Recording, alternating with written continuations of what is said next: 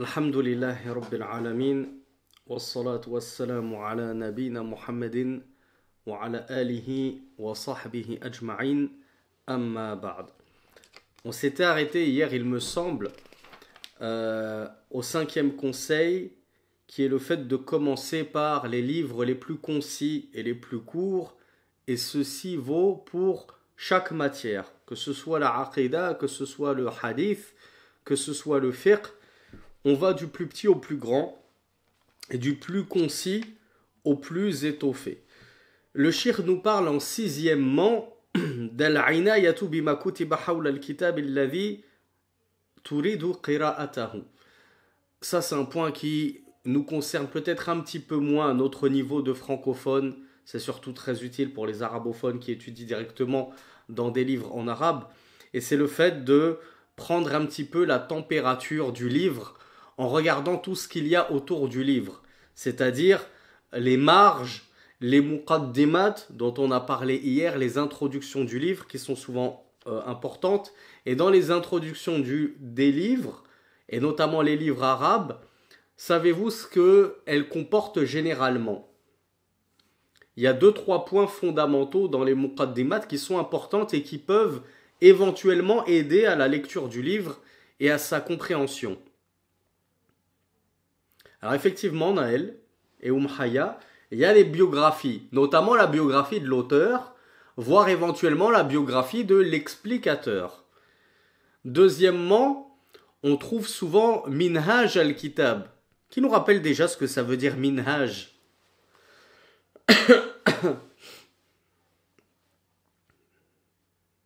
Alors oui, muchacho, effectivement, c'est vrai ce que tu rapportes. Alors Minhaj, ça veut dire le chemin, la voie. Et du coup, ici, comme me le dit Naël, ce qui est voulu par Minhaj al-Kitab, c'est-à-dire ma méthodologie. Quelle est la voie que j'ai empruntée pour écrire ce livre? C'est-à-dire, quelle est ma méthodologie dans ce livre? Eh bien, souvent, notamment dans les livres de fiqh, on te donne la méthodologie. Moi, ma méthodologie, par exemple, dans ce livre de fiqh ou dans ce livre de hadith, comme Umdatul Ahkam, alors on va tester un petit peu vos connaissances. Quelle a été la méthodologie de l'auteur de Umdatul Ahkam lorsqu'il a compilé son livre de hadith dans les jugements jurisprudentiels? Donc c'est que des hadiths relatifs au fiqh. Tu vas pas avoir de aqidah dans Umdatul Ahkam. C'est un livre de hadith qui est spécifique au fiqh. Quelle a été la méthodologie de l'auteur? Qui d'entre vous le sait? Umdatul Ahkam, ça fait quand même partie des premiers livres de hadith qu'on étudie généralement. C'est celui qu'on étudie après Al-Arba'in al-Nawawiyah.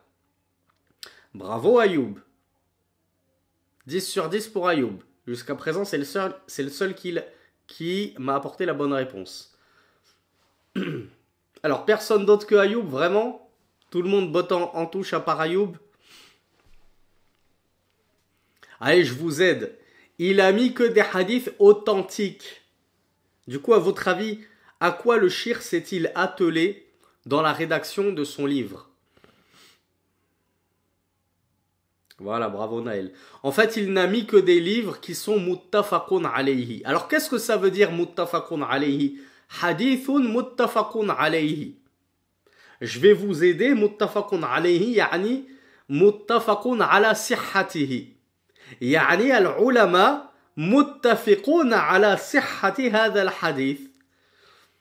Alors, quand vous entendez toujours muttafaqun alayhi, hadithun muttafaqun alayhi, ça signifie que c'est un hadith unanimement authentique. D'accord? Mais je ne comprends toujours pas ce que ça signifie unanimement authentique. Eh bien, ça signifie tout simplement que les savants sont unanimes pour déclarer authentique, c'est-à-dire sahih, ce hadith-là. Et quand en réalité on parle des savants, on ne parle que de Bukhari et Muslim. Pourquoi? Parce que les savants du hadith ont dit à partir du moment où Bukhari et Muslim, rahmatullahi alayhima, c'est deux montagnes. Il n'y a pas de montagne plus haute dans le hadith que Bukhari et Muslim.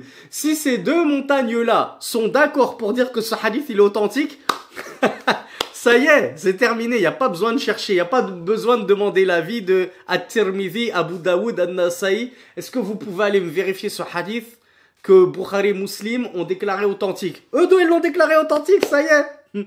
Personne ne peut venir après eux deux pour dire non, non, il y a une faille, il est manquant, etc., etc.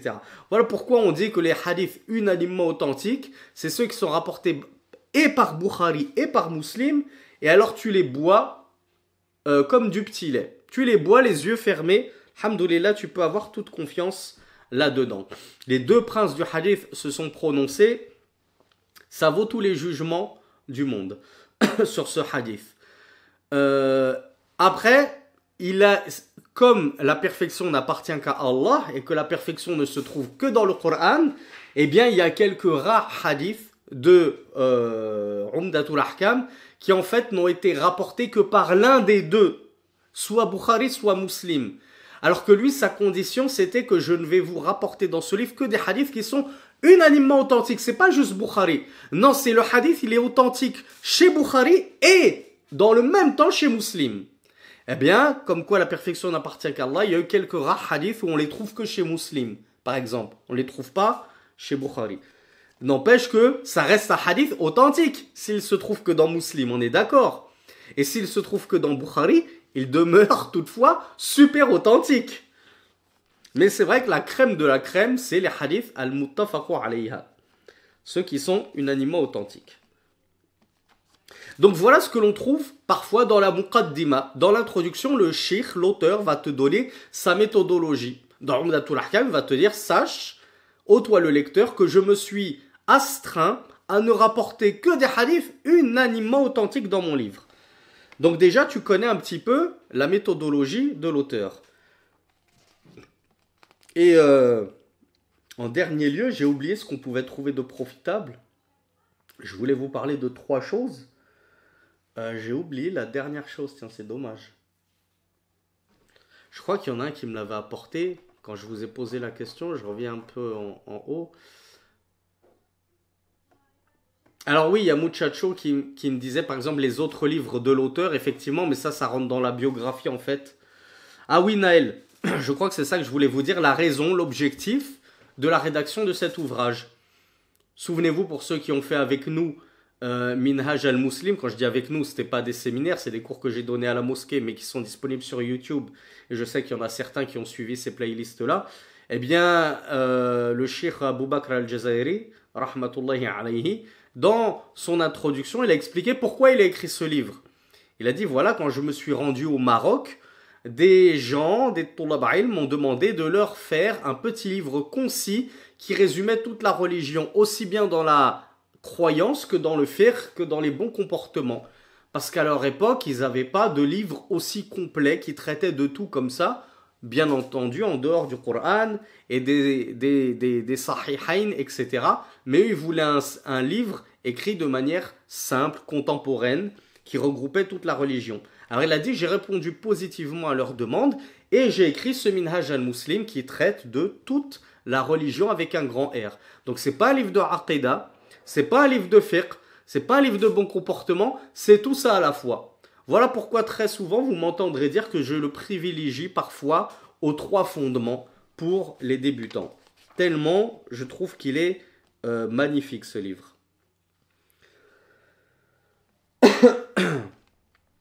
Donc voilà pourquoi souvent lire ce qu'il y a autour du livre en lui-même, en l'occurrence comme on l'a dit hier, la table des matières, c'est bien de savoir de quoi il va parler le livre. C'est bien de regarder la muqaddima, l'introduction, pour savoir de quoi va parler du livre.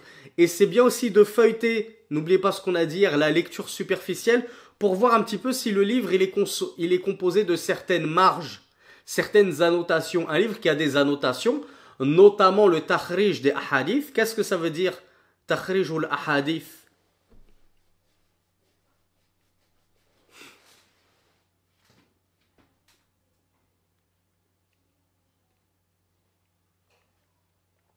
Voilà. Takhrij al-ahadith, c'est le fait que le mukharrij, celui qui effectue ce travail, te rapporte les sources des hadiths. Dans quel livre il se trouve, quel numéro. Ben ça, c'est super pratique.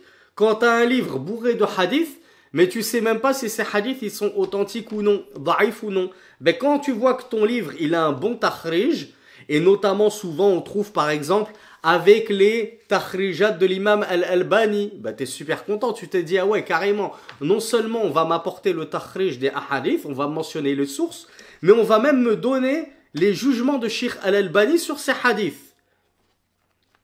Donc tu regardes un petit peu dans les marges, est-ce que le livre il est agrémenté de certaines fawaïd ou non? Ça peut t'aider dans la lecture du livre. Septièmement, ikhtiyaru akhsari shuruh. Donc comme on l'a vu, on doit commencer avec les plus petits épîtres. Dans chaque matière, je commence par les plus petits épîtres. Et comme tout épître se doit d'être étudié auprès d'un savant, de base, doit-on le rappeler, ou à défaut, si j'ai vraiment pas de savant, j'écoute son sharh, j'écoute son explication en audio, et à défaut, je lis son explication en format livre. Et du coup, des shuruh, on en a plein. Sur les 3 fondements, tous les savants ils sont allés de leur sharh. Sur Kitab al-Tawhid, tous les savants sont allés de leur sharh. Sur Zad al-Mustaqni', une pléthore de savants sont allés de leur sharh, de leur explication. Par quoi je commence? Eh bien, de la même façon que pour l'épître, je dois choisir le plus concis de tous les épîtres pour rentrer dans une matière. Une fois que j'ai trouvé mon épître, j'essaye de trouver le sharh le plus concis également. Et ensuite, une fois que j'ai bien assimilé ce sharh, comme je vous le dis toujours, nul grief, bien au contraire, à passer à un sharh suivant. Moi, ce que je vous ai toujours dit, c'est que quand vous êtes des débutants, n'hésitez pas à étudier vos livres 2 fois de suite, 3 fois de suite s'il le faut. Ne t'en fais pas, ce ne sera pas de trop. Ce ne sera certainement pas une perte de temps. Et du coup, je vous ai dit, si tu étudies les 3 fondements avec le sharh d'Ibn Uthaymin, par exemple, au départ, lorsque tu vas vouloir le faire une seconde fois pour vérifier que tu as bien compris le livre, n'hésite pas à changer d'auteur du sharh. Ne refais pas une deuxième fois le sharh d'Ibn Uthaymin. Enfin, quand je te dis ne le fais pas, c'est pas une erreur si tu fais ça. Mais moi, je te préconise et je te recommande de refaire l'explication de ce livre, mais avec un autre auteur. Et tu verras, comme on va le voir dans les points suivants, que tu vas avoir plus de fawaïd.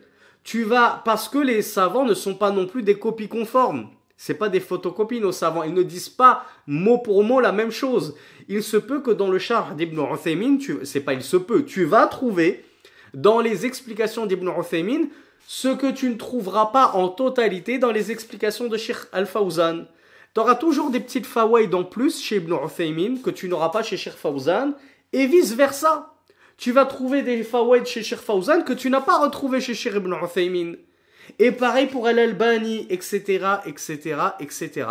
Donc plus tu vas varier les différents auteurs des shuruh, et plus tu vas maximiser tu vas maximiser le nombre de fawaïd que tu vas récolter pour un seul et même livre.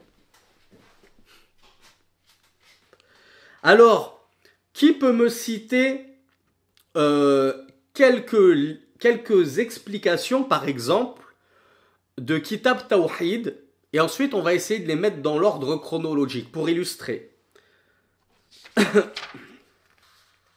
Wabil mithal yattadihul maqal.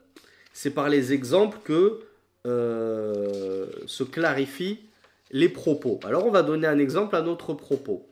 Alors Safwan il nous parle de Al-Qawlul Mufid. C'est de qui Al-Qawlul Mufid? Ibn Rabah nous parle de At-Tamhid. C'est de qui Ibn At-Tamhid? Mentionnez les auteurs parce que c'est ça qui nous intéresse le plus. Alors Safwan il nous dit Al-Qawlul Mufid d'Ibn Uthaymin. C'est juste, il existe. Ibn Rabah nous a parlé d'At-Tamhid du Cheikh Salih al-Sheikh. C'est juste aussi.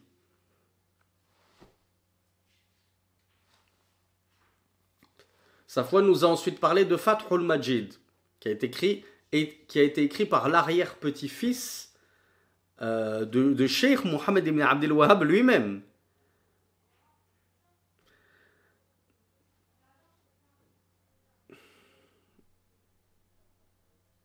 Alors, Shaqib me parle de Al-Qawl al-Mufid de Sheikh Muqbil et Sheikh Najmi. Je le connais pas celui-là.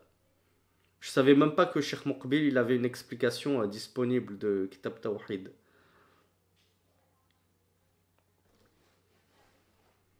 Alors Elias Bajar me dit Mohamed ibn Ibrahim, je la connais pas son explication de Kitab Tawhid. J'aurais bien aimé la voir et l'acheter d'ailleurs. Donc oui, il y a celle de Cheikh Fawzan également. Alors, petite question à Safwan tout particulièrement parce que c'est lui qui m'a parlé de Fathul Majid. Et question générale à tout le monde. Fathul Majid, Sharh Kitab Tawhid, savez-vous ce qu'il est en réalité ce Fathul Majid? De quoi il provient?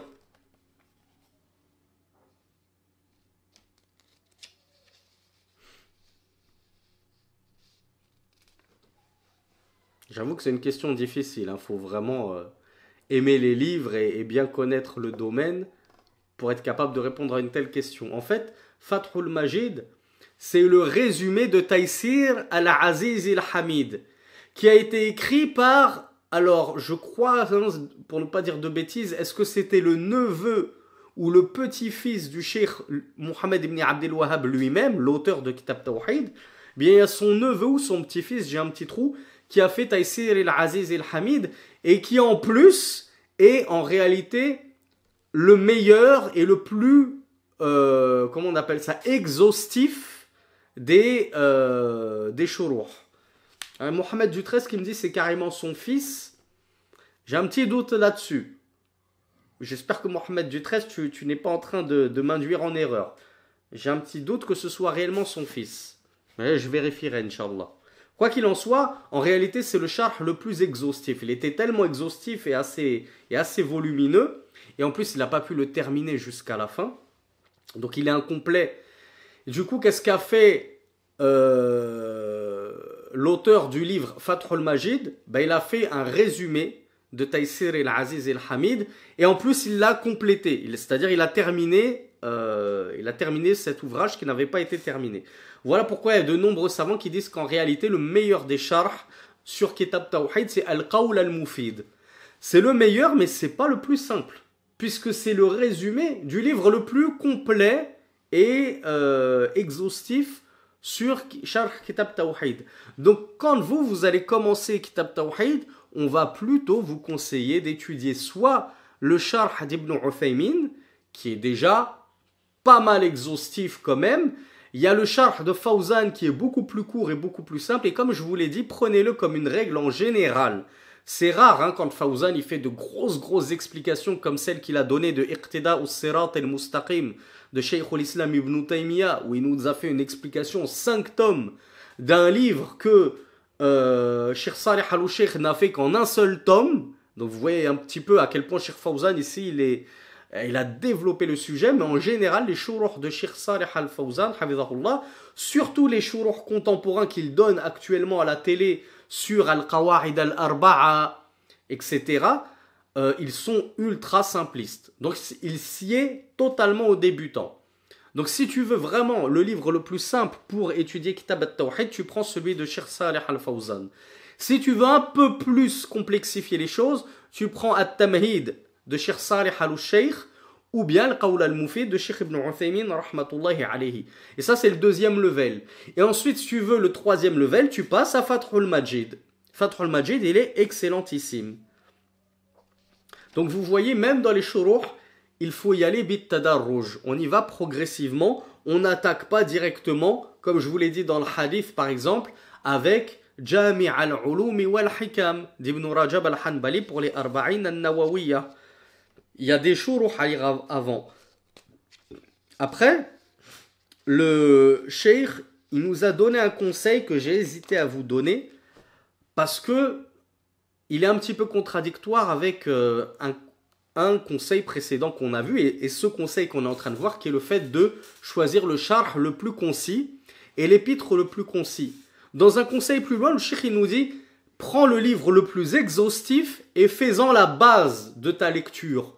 Puis, annote dans la marge les fawaïd des autres shuruh que tu auras lus, de sorte que le livre le plus exhaustif, c'est la base, et dans la marge, par exemple, je vais prendre Fathul Majid, ça va être mon livre de référence dans Kitab Tawhid, et dans la marge, je vais noter les petites explications, les petites fawaïd que j'aurais trouvées d'Ibn Uthaymin, qu'on ne trouve pas dans Fathul Majid.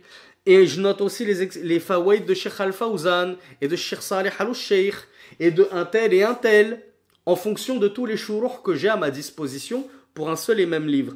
Mais je trouve que c'est un petit peu contradictoire de dire ça, alors qu'on vient de voir qu'il fallait commencer par les shuruh les plus petits avant de passer aux plus grands. Donc c'est comment tu peux noter dans la marge du livre final les fawaid que tu as apprises il y a peut-être des années de cela lorsque tu commençais avec des petits shuruh pour ces livres-là.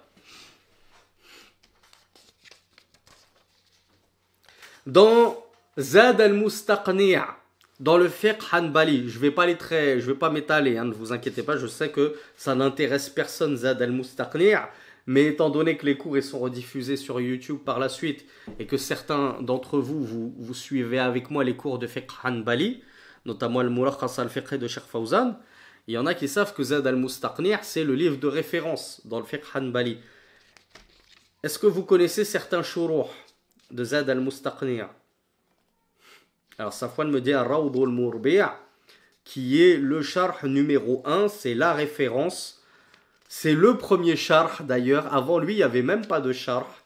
C'est lui qui a fait le premier sharh de Zad al-Mustaqni' d'Al-Buhuti. Vous connaissez que celui-là? Et bien sûr, Al-Sharh al-Mumti' d'Ibn Uthaymin. Sauf que le Sharh al-Mumti' d'Ibn Uthaymin, il est en combien de tomes? Ar-Rawd al-Murbi' tu le trouves en un seul petit tome.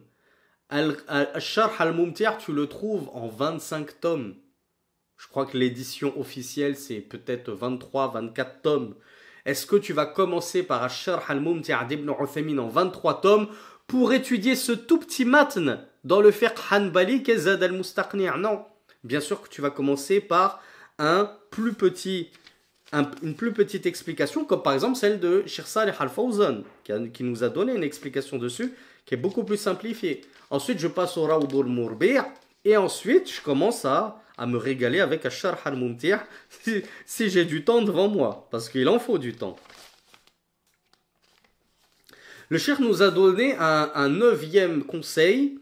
Je vous le confesse, je ne l'ai jamais mis en pratique ce conseil-là, ou à moitié. Ça m'est arrivé de le mettre à moitié, mais très rarement.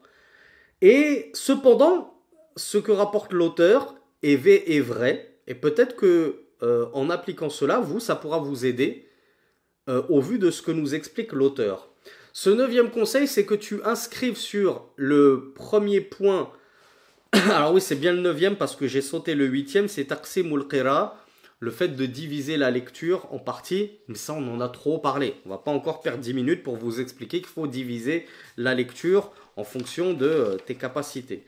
Donc 9e conseil, tu notes sur la page de garde la date à laquelle tu as commencé la lecture de ce livre. Et tu noteras de la même façon sur la page de garde pour avoir la date de fin, juste en dessous de la date de début, quand est-ce que tu as terminé la lecture de ce livre. Alors il m'est arrivé, moi comme je vous l'ai dit, de temps en temps, sur certains livres, d'avoir écrit effectivement, je l'ai lu à telle période. Mais c'était plus par nostalgie. J'étais content de me dire, plus tard je serais bien content de savoir en quelle année j'ai lu ce livre-là. En général, j'écris juste « lu ». Comme ça, je sais que ce livre-là, je l'ai lu.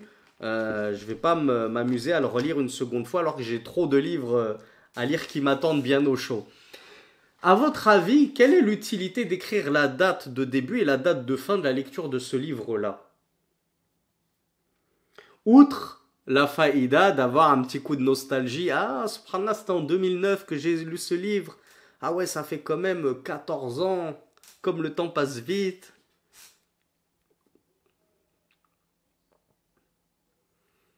Alors Naël me parle de marquer la progression. Safwan, il nous dit que c'est pour se motiver à le finir.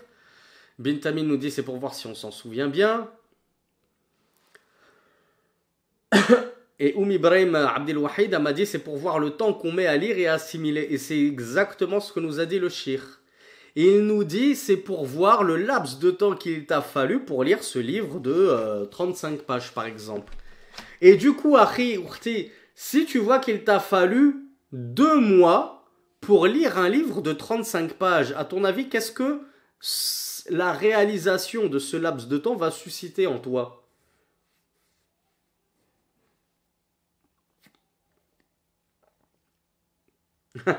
Elias me dit c'est pas assez. Dans quel sens c'est pas assez? Alors, Mamadou me dit ça va susciter de la honte. Ben, tant mieux, Mamadou. J'espère que on sera tous comme Mamadou et qu'on aura un petit peu honte au fond de nous-mêmes et qu'on va pas l'afficher tout fièrement sur les réseaux sociaux. Ah, regardez, ce livre de 35 pages, je l'ai fini en 2 mois et on fanfaronne. Mais Harry, dans les terres d'islam, hein, comme je vous le disais, les petits écoliers Al-Azhar, c'est 35 pages, c'est leur lecture de la semaine, hein, en devoir du soir.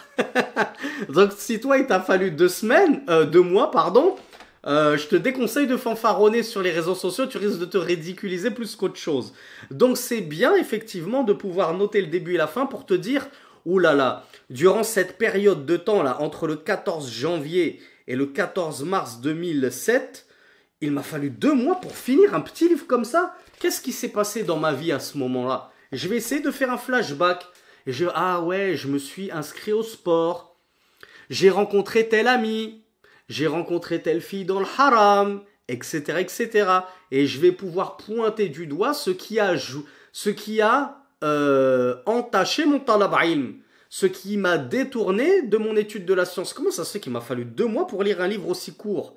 Donc de 2 façons, ça peut m'aider à pointer, à mettre le doigt sur certaines défaillances de mon programme et qu'est-ce qui m'a ralenti comme ça dans mon programme.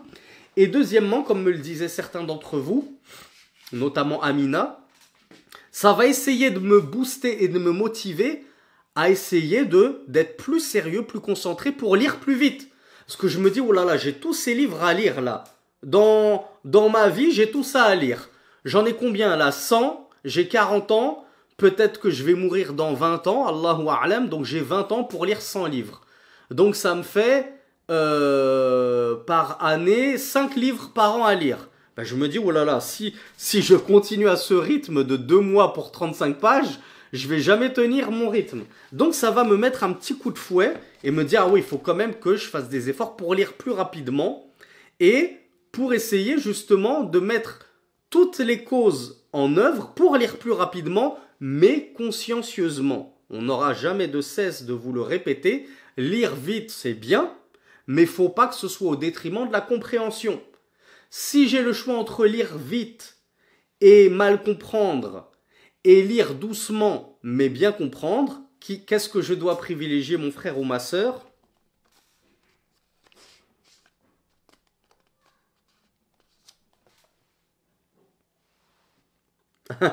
Alors Yacine, il me dit lire vite et comprendre. Il est pas bête, Yacine. Lui, il prend le beurre, l'argent du beurre et toute l'usine Danone. Il a tout compris. Ben, Yacine a raison. Je peux pas vous donner une meilleure réponse que Yacine. J'essaye de lire vite et de comprendre. Mais j'essaye d'aller au maximum de la vitesse à laquelle je comprends le livre correctement. Dès que je vois qu'en lisant un petit peu trop vite, en lisant une page de plus par heure, ça chute, ça fait chuter ma compréhension, alors je rediminue, je vais un peu plus doucement. Et vous verrez que plus vous prendrez l'habitude de lire, et plus vous lirez vite. Ce n'est pas vous qui allez me dire le contraire. On a tous commencé comme ça, ne serait-ce qu'avec le Coran. On a tous commencé avec Alhamdu Lillah Rabbil Alamin. Rien que pour lire le premier verset, il nous fallait 10 minutes. Maintenant, vous lisez ça les yeux fermés, alhamdoulilah. Ben mon frère, c'est pareil pour tous les autres livres. Ne pense pas que le Coran c'est spécial. Non, non. Tous les autres livres, plus tu liras vite. Et c'est pareil en français. Comment t'as commencé en 6e quand ta maîtresse t'a donné ton premier livre à lire? Ta maîtresse hein, t'a laissé 2 mois, 3 mois. Et plus les années passent, et puis en 4e, juste avant le brevet, t'avais seulement 1 mois pour clôturer un livre. Parce que plus tu t'entraînes à lire, plus tu lis, et plus tu liras vite. Et plus tu comprendras vite. Du coup, ça nous amène très judicieusement au point numéro 10, au conseil numéro 10. Le cheikh nous dit, prends garde, parce que tu veux aller trop vite, parce que tu as un délai imparti que tu t'es fixé. Il faut qu'en 30 jours, j'ai terminé ce livre. Et le 28e jour, il te reste 30 pages. Et toi, tu sais que en un jour, tu ne peux lire que 5 pages. Du coup, il te reste 3 jours. 3 fois 5, ça fait 15. En réalité, il te manque le double. Toi, tu as 30 pages à lire et ton potentiel, c'est 15 pages à lire. Le cheikh nous dit, tu vois que le délai approche, tu vas vouloir aller plus vite que la musique, te précipiter et tu vas bâcler la lecture des dernières pages. Qu'est-ce qu'il nous dit le shir? Juste pour te dire, ça y est, j'ai terminé mon livre en un mois comme j'ai rempli mon défi.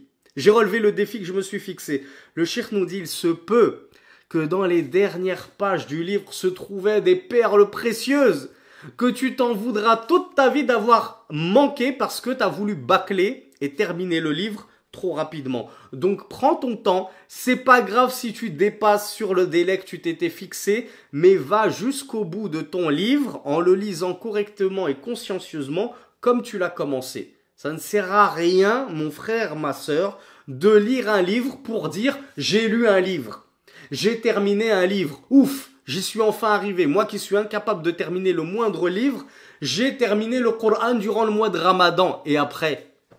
Qu'est-ce que ça change si tu n'as rien retenu du Coran? Je préfère que tu lises tout le Coran, comme on l'a vu des Sahaba hier, qui ne dépassaient pas 10 versets avant de les avoir compris, mis en pratique et d'en avoir extrait toute la science, avant de passer aux 10 versets suivants. Eh bien, je préfère que tu fasses une seule fois le Coran par an et que tu le comprennes. Tu prends en plus ton tafsir à côté, chaque verset que tu comprends pas, tu vas regarder tafsir Ibn Kathir, et c'est pour ça que ça t'a pris toute l'année pour lire 600 pages seulement. Mais chaque page, tu allais faire le tafsir et tu l'as retenu, t'as compris, t'as pris des notes en plus. Eh bien, je te dis, Akhi, tu vaux tellement mieux que cette personne qui a bâclé 2 fois le Coran pendant le mois de Ramadan et tu lui poses juste une question sur Al-Fatiha. Ma ma'na ihdina as-sirat al-mustaqim. Pourquoi Allah il nous dit guide-nous sur le droit chemin alors qu'on est déjà guidé sur le chemin de l'islam? Il est même pas capable de te donner une réponse médiocre. Et il commence à te faire des tafsirs de sa propre tête parce qu'il a honte de ne pas t'apporter de réponse. Donc mieux vaut lire doucement, lentement, prendre son temps que de lire trop vite et de ne rien comprendre. Bien sûr, comme nous le dit Yacine, si on peut lire rapidement, à force de t'être entraîné à lire, tu vas finir par lire rapidement et comprendre rapidement, ben c'est ça qui fera de toi un vrai étudiant en sciences, mon frère. C'est pareil pour tout, prenez les footballeurs.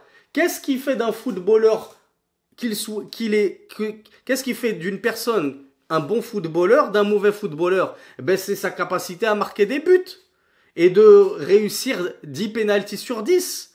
Ben, celui qui va réussir 10 pénaltys sur 10, c'est un bon buteur. Celui qui en réussit seulement 1 sur 10, c'est un mauvais buteur. Oui, mais le premier buteur qui met 10 sur 10 à tous les pénaltys, il est arrivé comme ça, du jour au lendemain, il mettait tous les buts. Non, il s'est entraîné. Et celui qui a mis un pénalty sur 10, c'est peut-être parce qu'il ne touche jamais la balle, il ne s'entraîne jamais. C'est pareil pour la lecture. Plus tu liras mieux. Plus tu cuisineras mieux. Si tu connais rien à la cuisine, tu mélanges l'oignon et l'ail et le piment et la sauce tomate et tu nous fais des pizzas que même toi, tu as du mal, que même ton chat ne veut pas manger quand tu lui files les restes. Ben plus tu vas faire des pizzas et plus elles seront bonnes. Parce que c'est en tombant et en se relevant qu'on apprend de ses erreurs.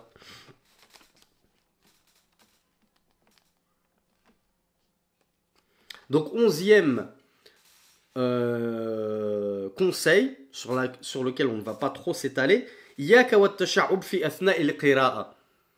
le fait de ne pas trop te distraire lorsque tu es sur l'étude d'un livre. Qu'est-ce qu'il nous dit le shir? Il nous dit, et je pense que ça vous est arrivé, et moi ça m'arrivait aussi souvent, et ça, je vous le dis la vérité, ça continue à m'arriver, mais j'arrive à retomber sur mes pieds, à dompter cela. Mais c'est pas donné à tout le monde.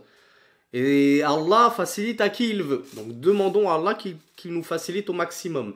Tu lis un livre et tu vas tomber sur une chose dont tu as besoin d'aller chercher dans un autre livre, d'aller chercher une fatwa, une chose étonnante que tu n'as jamais entendue. Elle n'est pas du tout développée, elle n'est pas développée dans ce livre. Elle t'est donnée comme ça, comme si c'était acquis, alors que toi, tu n'as jamais entendu ça de ta vie. Du coup, tu es amené à aller chercher dans un autre livre cette faïda. Ah, j'ai entendu ceci et cela. Donc tu vas dans cet autre livre et puis après tu commences à perdre le fil de ton premier livre et tu commences à poursuivre la lecture sur le deuxième livre. Ou alors tu es allé chercher sur internet et puis de fil en aiguille, tu es allé chercher sur YouTube une fatwa et puis YouTube qui te met les doros de Rachid El-Jay à côté, de Boussena et tu vois une miniature tape à l'œil et un titre, comment vous appelez ça là pour ne pas dire le gros mot truc à clic là, je sais pas comment on appelle ça, et du coup t'as perdu 3 heures sur YouTube à regarder des cochoncetés, t'as même fini avec des trucs qui n'ont plus rien à voir avec l'islam, alors que de base t'étais sur ton livre et tu voulais juste essayer de comprendre cette phrase là, cette petite faïda que tu venais d'apprendre dans cette phrase, tu voulais développer ta connaissance sur cette faïda, tu t'es retrouvé avec 10 000 faïdas à côté. Donc il vaut mieux rester concentré, comme nous le dit le shir, une fois que t'as développé la petite faïda que tu cherchais, ça y est, ferme le deuxième livre. Coupe YouTube et ne te laisse pas distraire. Reviens à ton livre de base. 12e, doit-on rappeler ce conseil? Je pense que vous n'avez même pas besoin qu'on vous le prodigue, ce conseil, puisque je vous le donne en début de chaque séminaire, et ça m'apprendra, ce séminaire-là, j'ai oublié de vous le donner. Je me suis dit, ce conseil, il est tellement acquis, il est tellement évident que je ne vais pas vous le donner. À votre avis, c'est quoi? Ceux qui ont l'habitude de suivre mes séminaires, c'est quoi le conseil que je vous donne toujours en début de séminaire? Alors, bravo Amina. Bravo Mohamed. J'espère que j'aurai au moins 3 personnes qui suivent. Voilà, bravo Bintamin, bravo Muchacho, bravo Yassir. Ah là, ça y est, alhamdoulilah, il vous a fallu du temps pour démarrer. Un vrai petit diesel d'hiver. C'est de prendre des notes.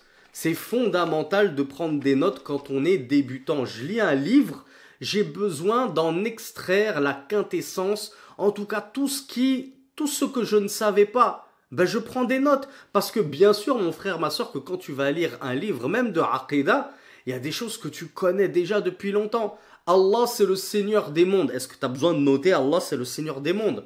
Alhamdulillahi Rabbil Alamin. Je le dis déjà depuis des dizaines d'années, 17 fois par jour.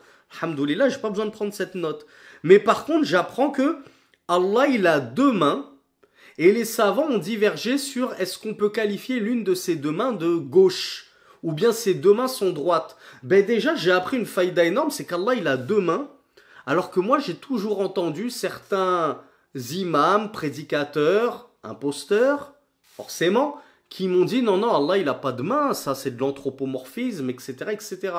Seulement Allah il a 2 mains qui sied à sa majesté, et elles sont comme elles sont, nous ne savons pas comment elles sont, si ce n'est que nous connaissons certaines caractéristiques comme le fait qu'elles comportent des doigts. En dehors de cela, on ne sait rien d'autre, et tout ce qu'on sait c'est qu'elles ne sont pas comme nos mains à nous, et qu'elles ne ressemblent pas, elles ne sont pas similaires à la moindre main de la moindre de ces créatures. Les caractéristiques d'Allah subhanahu wa ta'ala ne sont similaires en rien aux caractéristiques de ces créatures. Donc déjà, ben moi j'ai appris cette faïda énorme, c'est que, ben ouais, en fait Allah il a bien 2 mains qui sont de véritables attributs qui sied à sa majesté.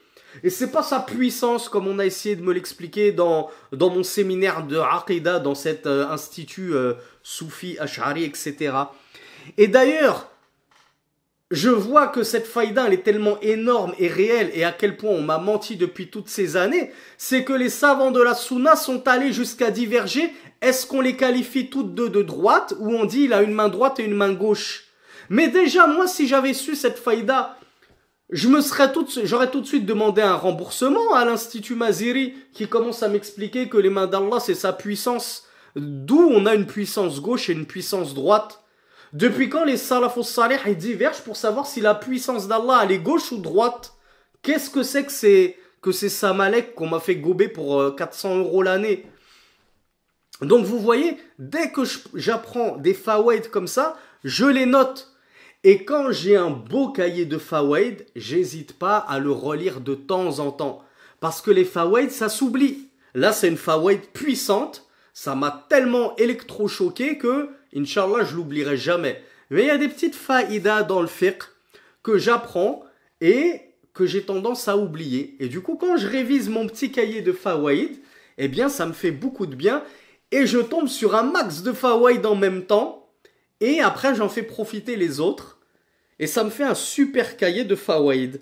Qui sait quel savant a déjà écrit des cahiers de fawaïd? C'est que des fawaïd comme ça qu'ils ont compilés.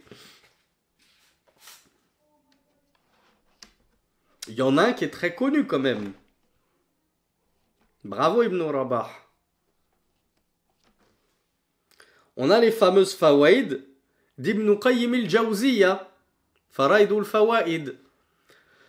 Il a mis toutes ces fawaïd. Je crois que Ibn al-Jawzi, à ne pas confondre avec Ibn Qayyim al-Jawziyya, je pense que maintenant vous ne confondrez plus, bi'idhnillah. Il a aussi un livre de fawaïd qu'il a appelé Saydul Khawatir, qui est un livre qu'on ne conseille pas aux débutants, comme l'expliquaient les savants, parce qu'il y a quand même pas mal de récits faibles, voire mensongers. N'empêche que c'est un livre de fawaïd. Je voulais vous dire un truc par rapport au fawaïd. Ah oui, ça me fait penser à ce que je vous avais expliqué dans la vidéo sur les livres pour étudier en sciences, lorsque je vous expliquais comment acquérir un max de vocabulaire dans la langue arabe. Alors qui d'entre vous sait quel est le conseil que je vous ai donné pour acquérir un max de vocabulaire dans la langue arabe, pour développer son vocabulaire, pour bien mémoriser son vocabulaire? Alors oui, Oumhaya me dit lire le Coran et regarder. C'est vrai, je pensais pas à ça, mais effectivement, hein, je voulais donner ce conseil. Ah bravo Safwan. Ce que je vous ai conseillé, c'est que moi ce que je faisais, ça m'a été extrêmement profitable, c'est qu'à chaque fois qu'il y avait un mot qui m'était étranger, je ne passais pas outre. J'essayais pas de faire semblant de ne pas l'avoir lu et de continuer la phrase. Non, je buguais sur ce mot. Et en plus, je vous ai dit, à mon époque, c'était les dictionnaires, c'était galère, ça prenait du temps de chercher dans un dictionnaire. Il n'y avait pas tous les sites online où tu tapes le mot, tu as directement la traduction en français. Nous, on avait des dictionnaires, on perdait un temps fou. Mais cette perte de temps, elle nous a fait connaître la valeur de la science et elle nous a appris la patience.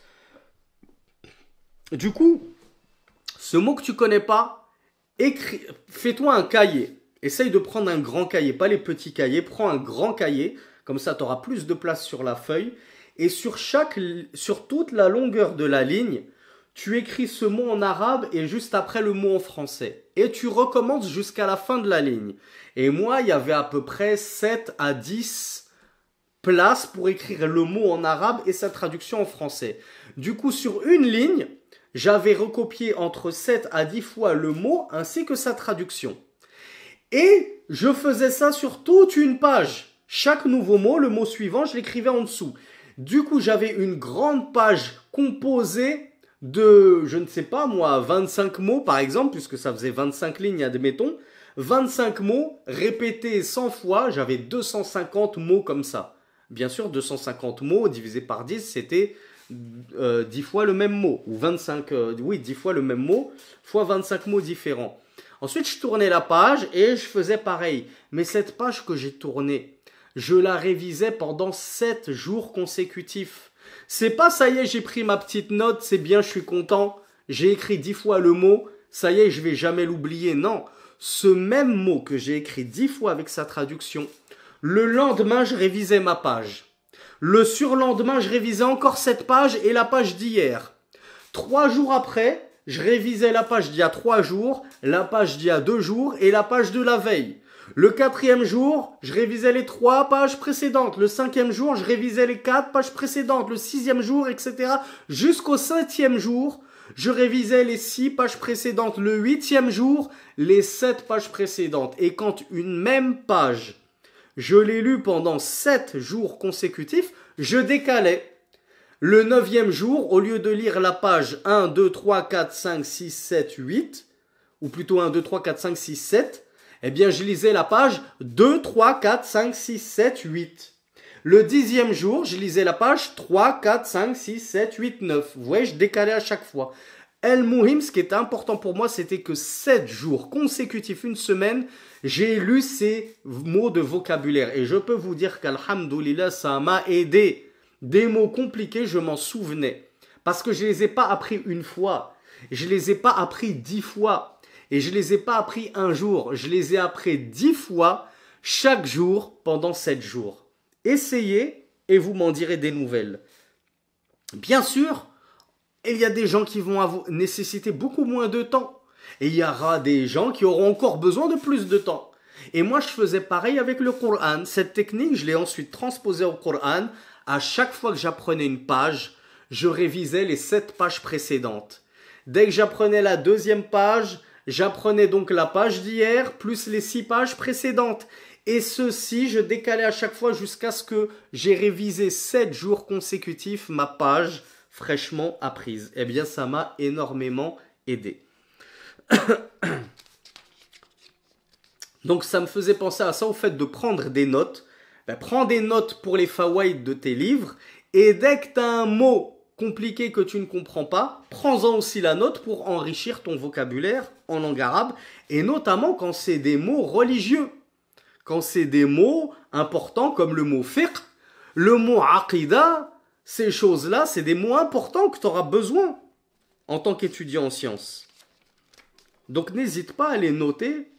Alors oui, Mouad me dit, ceux qui ont le darija, ça les aide énormément. Bien entendu, moi, j'avais pas le darija.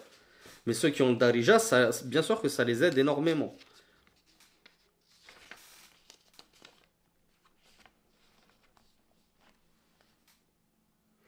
Alors, on passe directement au point 15. J'ai sauté les points précédents parce qu'on les a déjà vus, c'est de la répétition et de la redondance. Le point 15, le cheikh nous dit tariqatul muqarana wal mufaraqa. Et c'est justement, on l'a même abordé, mais c'est pas grave. Le cheikh nous dit, lorsque tu étudies plusieurs shuruh, eh bien, extrait du deuxième sharh uniquement les fawaïd que tu n'as pas déjà acquis dans le premier sharh. Et c'est ce qu'on a expliqué tout à l'heure. Et la faïda que je vous ai apportée moi, c'était que tu essayes toujours de varier les shuruh, de varier les explications. C'est-à-dire, c'est bien aussi si tu fais 2-3 fois exactement le même livre, c'est-à-dire même auteur, même explicateur. Il n'y a pas de mal, c'est que du bien. C'est toujours mieux de faire ça que de te contenter de lire une seule fois le livre. Mais si tu peux varier en plus les explicateurs sur un même livre, et lorsque tu entreprends une seconde fois la lecture du même livre, tu fais avec un autre cheikh, ce sera encore mieux, Inch'Allah, tu auras plus de fawaïd. Et ces fawaïd-là que tu as obtenus du deuxième livre et de la deuxième explication qui ne se trouvait pas dans la première, n'hésite pas à les noter.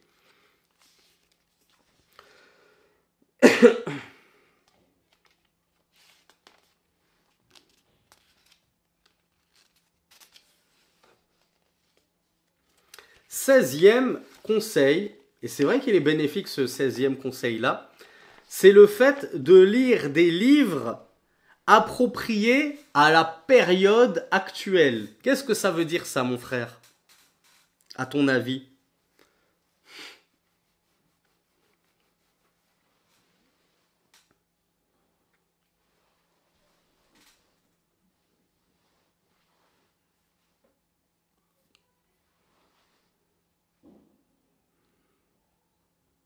Alors je pense que je me suis mal exprimé parce que vous êtes parti complètement ailleurs. Vous commencez à me parler de fitna, de troubles. C'est lire des livres par rapport au mois dans lequel tu te trouves. Imaginons que nous sommes durant le mois de Ramadan. Eh bien, je vais lire des livres sur le mois de Ramadan. Par exemple, juste avant Ramadan, une semaine, 10 jours avant Ramadan, je vous avais fait sur YouTube une série de cours sur le chapitre d'Al-Mulakhas al-Fiqhi du jeûne, le chapitre du jeûne d'Al-Mulakhas al-Fiqhi de Cheikh Fawzan. Alors que ce livre-là, je l'avais même pas encore commencé de base.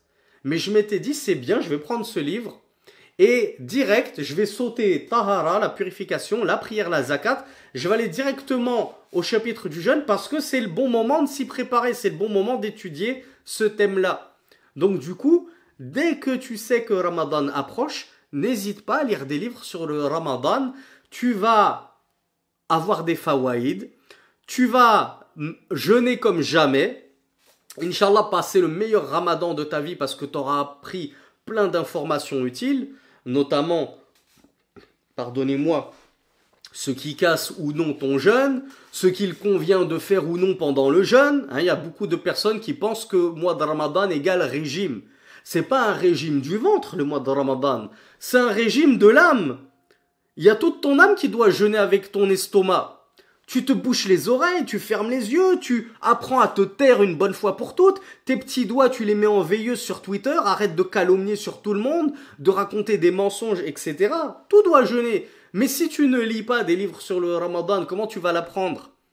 À défaut d'avoir un très bon imam sur le mimbar le vendredi, ça va être dur d'avoir ces connaissances-là sur le jeûne. Combien on est à avoir jeûné petit en faisant des régimes et en sortant avec très peu de récompenses parce que on passait nos journées à calomnier, à mentir, à voler, à regarder des cochonneries à la télé, à écouter des cochonneries avec nos oreilles, etc., etc. On désobéissait à nos parents. Comme l'a dit le messager d'Allah sallallahu alayhi wa sallam, celui qui ne délaisse pas le mensonge, la frivolité, Allah n'a pas besoin qu'il délaisse sa boisson et sa nourriture. Donc, lorsque c'est bientôt les mois de Hajj qui approchent, c'est quoi les mois du Hajj d'ailleurs?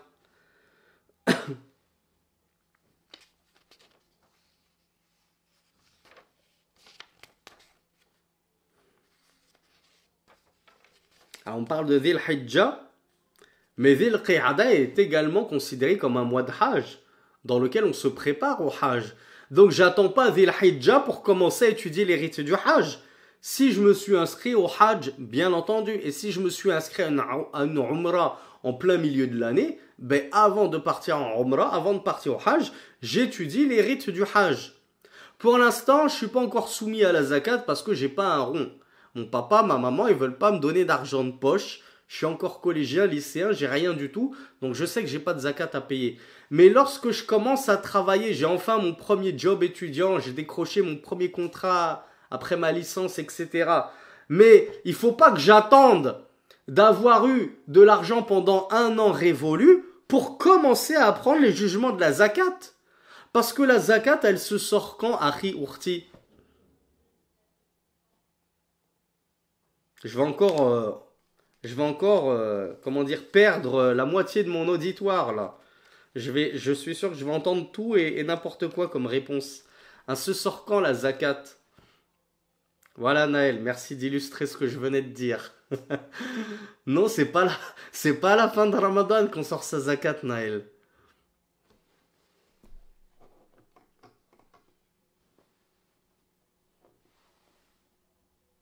Alors bravo Ibn Rabah.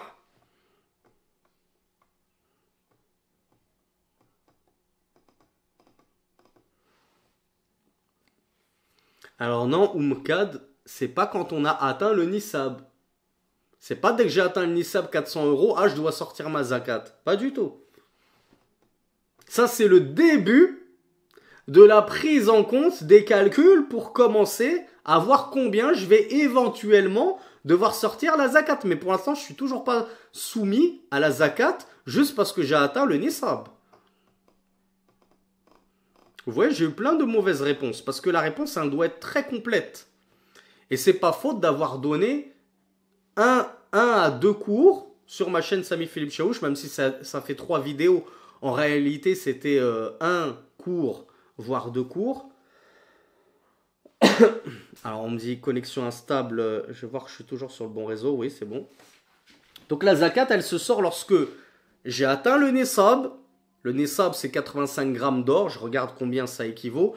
Comme je vous l'ai dit, beaucoup de savants contemporains privilégient le grammage d'argent et non pas l'étalon argent au détriment de l'étalon or car il est plus profitable pour les pauvres.